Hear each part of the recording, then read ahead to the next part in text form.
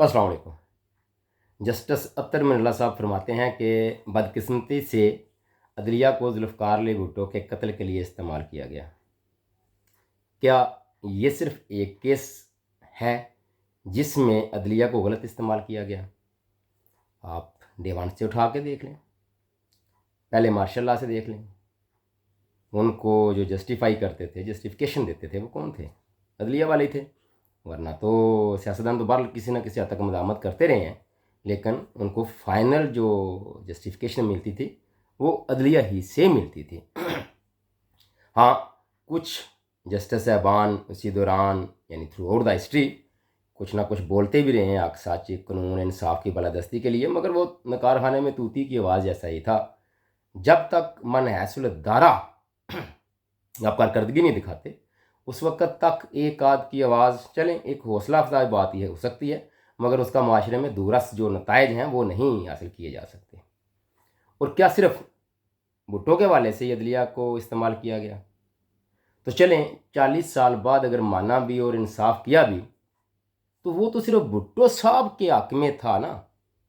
जो उनके मद्दे मुकाबले थे उनको क्या किया गया? यानी 4 डिक्टेटर थे, चारों को अदलिया ने जो उनका नज़रिया ज़रूरत के तहत उनको जो उनकी कानूनी हैसियत थी उनको वो दी। तो आज अगर उनको महसूस हो रहा है कि वो सारे गलत हैं, डिक्टेटरशिप गलत है, आमरीत गलत है, तो क्या अदलिया ने जिंदा को छोड़ दें? मुर्दों को ही कुछ कहा, उनसे उनकी सर्विस वगैरह ली, कोई मेडल्स लिए, या उनको आप बहुत सारी ऐसी मिसालें हैं जहाँ मुर्दों को भी सजाएं दी गई। बल्कि हमारे तो ये तरीक बड़ी बड़ी है, बनु मैया, बनु अब्बास, आप देख लें, सारे कब्रों से निकाल कर उनके जो ढांचे थे वो भी मस्जिदों के सामने लटका दिए गए थे। चले मान लिया वो किसी और पस मंजर के अमल होंगे, लेकिन क्या यहाँ नहीं हो सकता था कि जो मर गए, जो कब्रों में दफन है, उनको कम कम कहते कि ये इन लोगों ने गलत किया था? जाहिर है नज़रिया ज़रूर तो था ना, तो गलत था, तो उनको कुछ कहा गया? नहीं कहा गया। बदकिस्मती से मुल्क की देखें कि हर सियासतदान डिक्टेटर का शिकार हुआ, वो चाहे भुट्टो हो, चाहे नवाज शरीफ हो, चाहे इमरान खान हो, मगर दोबारा एक फैमिली तो भी हयात में है ना, तो वो दो तीन बार इस्तेमाल हो चुकी। और एक के जो पीछे हैं फैमिली के, वो क्या कर रहे हैं? वही बूट पॉलिश कर रहे हैं। वाहिद खान साहब हैं, हाँ गलतियां अगर की हैं उन्होंने, तो आज खड़े भी वही हैं। तो चलो आज ही सारे सियासतदान मिलकर ये डिसाइड कर लो कि जिन्होंने भी जिसके भी हक में या खिलाफ फैसला किया, देखें किसके को जब DGISI शुजाब पाशा थे उन पर इतराज़ था कि खान साहब के पीछे थे, किसी को फैज़ मीत पे था कि वो उनके पीछे थे, तो किसी को जो अभी रिसेंटली गए नदीम अंजम, उनको ये मौजूदा PDM वाले साहब इनके लिए उन्होंने काम किया। तो सारी जो सियासतदान हैं, सारी सियासी पार्टियां हैं, उनके पीछे किसी ना किसी तरीके से कोई ना कोई तो रहा है ना। तो सारे एक दूसरे के जो हमायती याफ्ता थे उनको सजा के तो बात करते हैं, तो सारे इकट्ठे हो जाएं, आज से इकट्ठे हो जाएं, 70 साल बाद ही अकल कि वो क्या कहते हैं होश के नहान ले लें। तो इकट्ठे होके इन सब को, जिसने भी, हाँ वो पीपल्स पार्टी हो, मुस्लिम लीग हो, PTI हो, सबको गलत इस्तेमाल किया या इनको अपने मकासद के लिए इस्तेमाल किया, तो ऐसे सारे इकट्ठे होकर किसी एक डिक्टेटर को भी सजा दिलवा सके नहीं। क्यों? ये ज़्यादा सोचने वाली बात है कि सारे डिक्टेटरों ने, इस्टेब्लिशमेंट ने सारे सियासतदानों को गंदे आंडू की तरह इस्तेमाल किया, टिश्यू पेपर की तरह इस्तेमाल किया, मगर क्या इन सब ने मिलकर किसी एक डिक्टेटर के खिलाफ भी आवाज़ उठाई? हाँ आवाज़ उठाते रहे हैं, लेकिन क्या आयन और कानून के मुताबिक उसको सजा दिलवाई?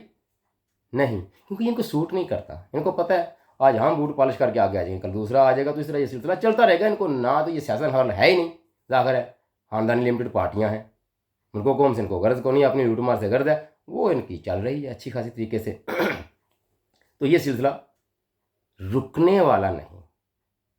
अच्छा, अगर आज PTI इस पर बुरा वक्त है, तो क्या कल इन पर अच्छा वक्त नहीं आ सकता? लेकिन क्या ये सिलसिला इस तरह चलता रहेगा कि जिस तरह माफ़ी तलाफी करके डिक्टेटर भी और सियासतदान भी वाम के पैसे को लूट मार करके बाहर ले गए, یا بیرون ملک جائیدادیں بنائیں، اور پوچھا اس لیے نہیں گیا کیونکہ آپس میں بعد میں یہ NRO ایک دوسرے کو دے لے لیتے ہیں.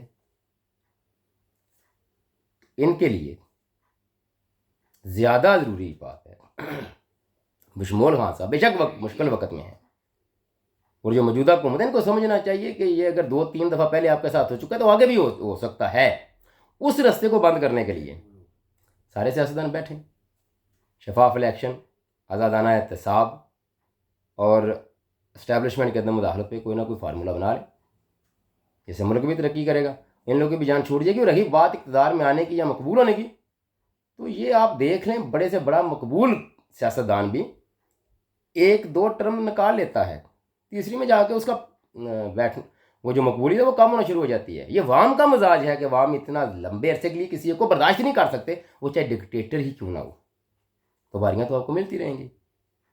آپ ملک و قوم کی خاطر جمہوریت کے لیے کچھ نہ کچھ اگر کریں گے تو لوگ آپ کو چھلفا سے یاد رکھیں گے، ورنہ آپ کو پتہ ہی ہے آپ کو کرسی اقتدار میں کن لفظوں سے یاد رکھتے ہیں تو بعد میں کیا آپ کا حال کریں گے.